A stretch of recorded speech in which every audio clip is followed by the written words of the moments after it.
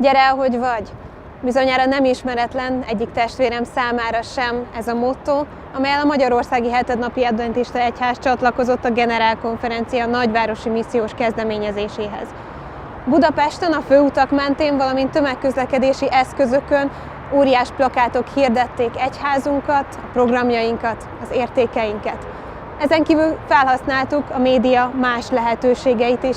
Facebook oldalunk és weboldalunk indult, valamint az országos lefedettségű 6-os csatornán hetente 4-szer találkozhattak velünk a nézők, ahol beszélgetős műsorban próbáltuk felhívni a figyelmet az értékeinkre, az egyházunkra és a gyülekezetek programjaira.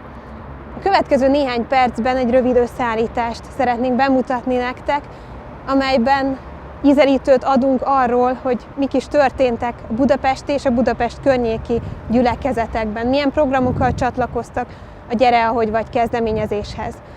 Ez a rövid kis videó nem teljes, hiszen akkor napokig nézhetnénk, csak néhány főbb eseményt próbáltunk kiemelni, melyekkel kedvet és ötleteket szeretnénk adni nektek, hiszen 2015-től a vidéki nagyvárosokban folytatódik a Gyere, ahogy vagy kezdeményezés.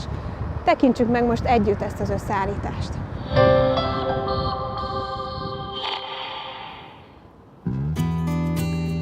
A Gyere, hogy vagy kezdeményezés nyitó programja Budapest szívében található Margit-szigeten megrendezett családi nap volt.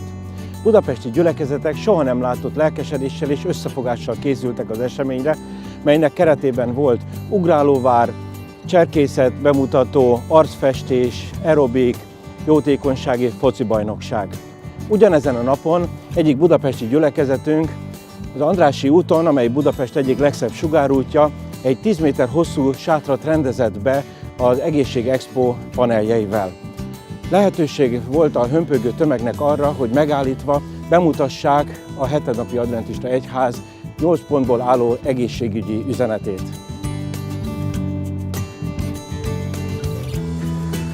Az ezt követő napokban a gyülekezetek nagyon nagy lelkesedéssel készültek. Ez nem csak szakmai felkészülést jelentett, hanem sok-sok imádságot, hiszen a helyszínek jó része még teljesen bizonytalan volt. Az összefogás, a kitartó munka és a sok imádság eredménye volt, hogy a bevásárlóközpontok helyet biztosítottak a programnak. Nem csak egyszerűen helyet adtak, hanem ingyen adták ezt.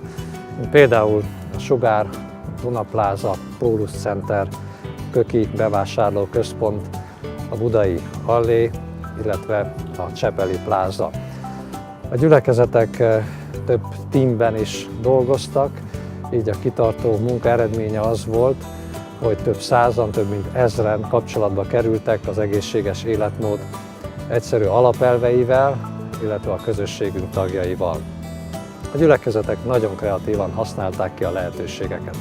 Nem csak az utcai programok, a bevásárlóközpontok biztosítottak helyszínt, hanem iskolákat is megkerestek, ahol úgy a gyerekek, mint a szülők örömére megtartották az Egészségexpót, aminek ott is nagyon nagy sikere volt.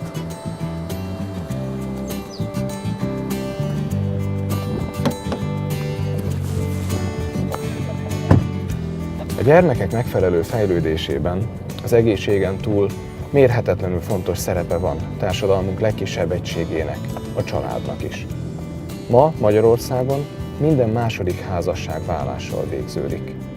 Eltökélt szándékunk, hogy ezen az arányon változtassunk.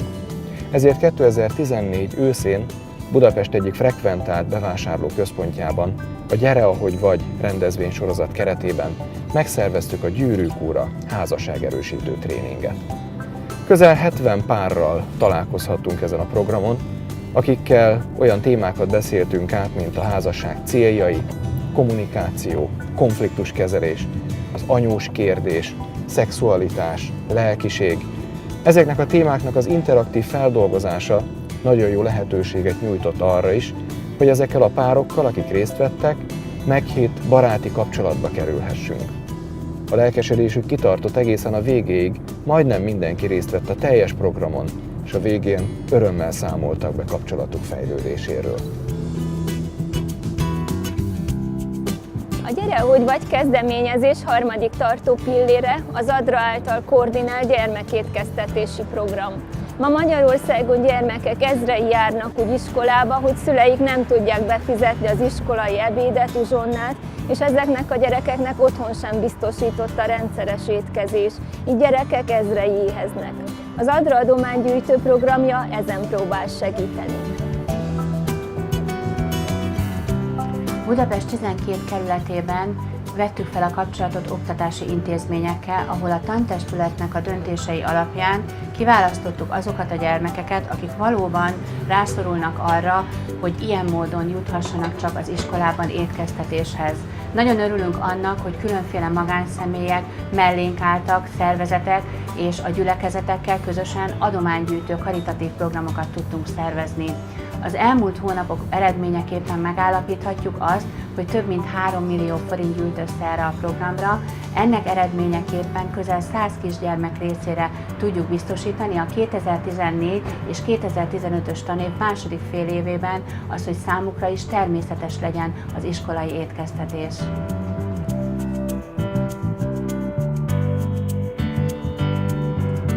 A Gyűrűk Urán, a gyermekétkeztetésen és az egészségügyi expón kívül nagyon sok más program is színesítette ezt a hetet.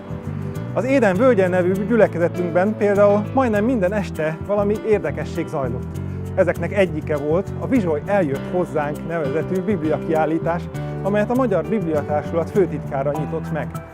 Olyan érdekességet láthattak itt az emberek, mint például a 400 éves bibliák, vagy például egy biblia, amely megjárta a holdat is. De a biblia üzenete nem maradt a vitrinekben, hanem tovább élt, hiszen esténként egy-egy előadás mutatta be a biblia történetét és üzenetét. És ezzel nem zártuk le a kiállítások sorát. Egy adventista műgyűjtő megkérte 3 festőművész barátját, hogy dolgozzák fel Jézus életét a saját stílusukban. Ennek eredménye egy fantasztikus kiállítássorozat lett, amelynek első állomása a budai várban egy ősi romtemplomban volt. Közel 100 nem adventista vendég vett részt a megnyitóján. Folytatásképpen Magyarország nagyvárosaiban is megszervezzük a kiállítást. Általános iskolákat hívunk meg, hogy szervezzenek bibliai témahetet, amelynek keretén belül a diákok mélyebb betekintést kaphatnak a Biblia világába. És részt vehetnek egy festménypályázaton, amelynek a zsűriében a 3 festőművész is jelen lesz. A legjobb alkotásokból egy illusztrált Bibliát szeretnénk kiadni a Bibliatársulattal együtt. Ha figyeltétek Géza szavait, hallhattátok belőlük, hogy egyházunk a már Budapesten bevált programok kiterjesztésével szeretné segíteni a vidéki missziót. 2014-ben a fővárosi és a főváros környéki gyülekezetek tagjai már megtapasztalhatták, mekkora örömöt jelent, hogyha kimegyünk az emberek közé, elvegyülünk közéjük, szolgáljuk a szükségleteiket, és így hívjuk meg őket Krisztus követésére. Úgy, ahogy ezt a Mester is tette. 2015 a vidéki nagyvárosok éve, és a motto még mindig gyere, ahogy vagy, hiszen Jézus mindannyiunkat vár úgy, ahogy mi vagyunk. Kiemelten Pécsett és Debrecenben, valamint több megyeszékhelyen indul ez a kezdeményezés újból. Kérlek titeket, csatlakozzatok ti is hozzá, éljük át együtt ezt az örömöt, ezt a tapasztalatot.